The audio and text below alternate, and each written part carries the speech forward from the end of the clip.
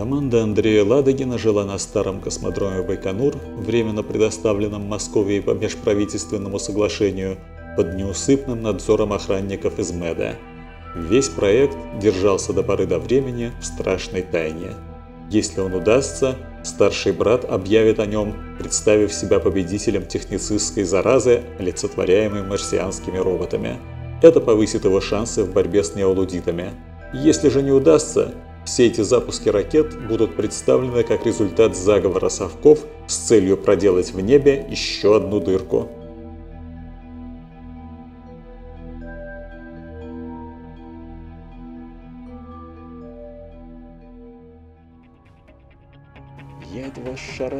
В середине апреля произошел инцидент, неприятно врезавшийся Андрею в память.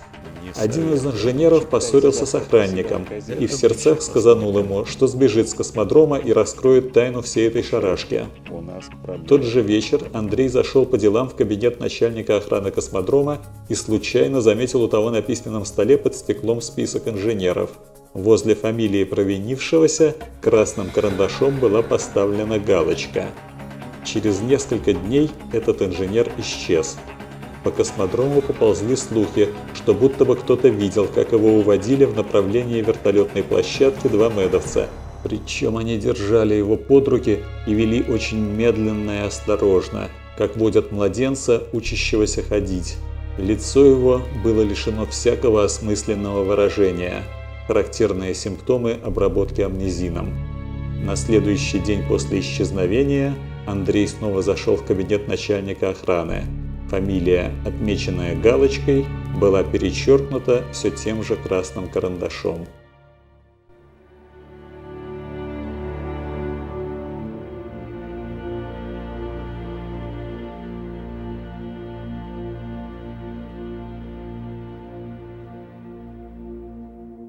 В середине мая Андрею пришлось съездить в Москву с докладом о ходе работ.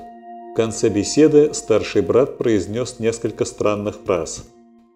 «Кажется, неолудиты что-то пронюхали о нашем проекте и хотят представить его как мою измену зеленому движению.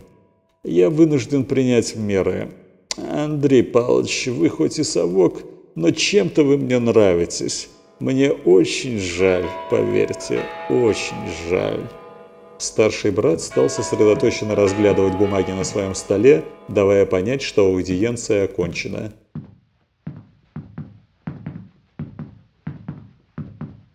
С чувством тревоги, оставшейся от этого разговора, Андрей и приехал на Байконур.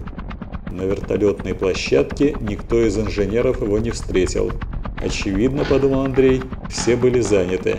Через 15 минут должен был состояться очередной запуск «Бурана» с грузом боеголовок. «Андрей Павлович, зайдите к начальнику охраны», — сказал один из охранников. Начальника в кабинете не было. «Посидите здесь немного, он сейчас придет», — сказал охранник. Андрей присел на стул рядом со столом начальника и машинально посмотрел на список под стеклом. В ту же секунду его прошиб холодный пот. Список был красным от пометок. Галочки стояли возле абсолютно всех фамилий, и почти все фамилии были перечеркнуты. Оставалось лишь одно имя, помеченное галочкой, но еще не перечеркнутое. Ладыгин А.П. Несколько секунд Андрей сидел в полном оцепенении. «Объявляется пятиминутная готовность», — донесся в открытое окно голос громкоговорителя со стартовой площадки. «Всем перейти в укрытие». Этот голос вывел Андрея из оцепенения. Он осторожно посмотрел на охранника. Тот стоял у открытой двери и выглядывал в коридор, как будто кого-то ждал. В расстегнутой кобуре виднелся амнезиновый пистолет, называемый так потому, что он был заряжен ампулами с амнезином, напополам с быстродействующим снотворным. Снотворное, чтобы обезвреживать противника, амнезин, чтобы противнику можно было угрожать пистолетом. Одного только снотворного никто так бояться не будет. Настоящими пистолетами зеленые братья никогда не пользовались. Убийство живого противоречило их религии и принципу благостности. Андрей бесшумно поднялся со стула и стал тихо приближаться к охраннику. Он подошел почти вплотную, и тут под его ногой предательски скрипнула половица. Охранник обернулся, и рука его машинально поползла к пистолету. Но Андрей опередил его на 100-ю долю секунды. Он и сам не понял, как пистолет оказался у него в руках. Из глубин подсознания выплыли слова, слышанные в детстве в приключенческих фильмах. «Руки за голову, лицом к стенке, стоять не двигаясь!» – кричал Андрей, сам себе удивляясь. Охранник послушно выполнил все сказанное. Андрей запер дверь кабинета изнутри и стал пятиться к открытому окну. Кабинет находился на 1-м этаже. Неподалеку от окна во дворе стоял пустой джип, и в замке зажигания висели ключи.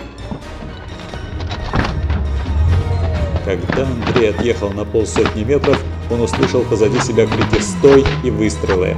Одна из амнезиновых капсул воткнулась своей иглой прямо в приборный щиток, и жидкость, продолжая по инерции двигаться вперед, мгновенно вышла через иглу куда-то внутрь обшивки щитка. Раздались восклицания. «Промазал! Ушел, собак поганый! Ничего, кругом степь, далеко ему не уйти!» «Ошибаетесь», — подумал Андрей, гоня машину по степи в сторону стартовой площадки. «Уйти и очень даже далеко».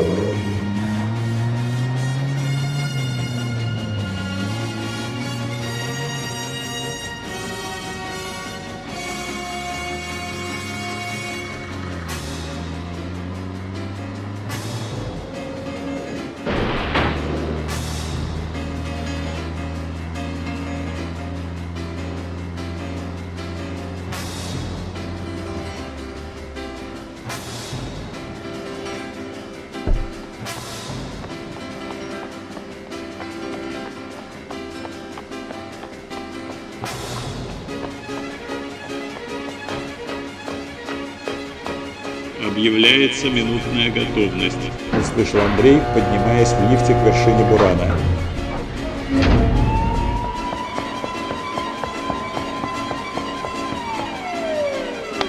Аварийный люк открылся сразу. Андрей навел пистолет на космонавтов и сказал: «Вот что, ребята, вытряхивайтесь отсюда и побыстрее. До старта осталось 50 секунд». Эвакуация экипажа заняла 30 секунд. Еще 15 секунд потребовалось Андрею, чтобы закрыть люк изнутри. 5 секунд, чтобы сесть в кресло командира корабля и переключить корабль на управление от бортового компьютера. Как раз вовремя. Земля уже начала подавать команды на отмену старта. Бортовой компьютер выдал команду зажигания точно в срок. Снизу донесся оглушительный грохот огненного водопада. Ракета завибрировала, как конь в миллион лошадиных сил от нетерпения, бьющий копытом. Ракета дернулась вперед, но на мгновение что-то удержало ее. «Все-таки не отвели кабель мачты, сволочи», — подумал Андрей. Но тут раздался страшный скрип, и, разрывая и круша все земные опоры, ракета ушла с неба.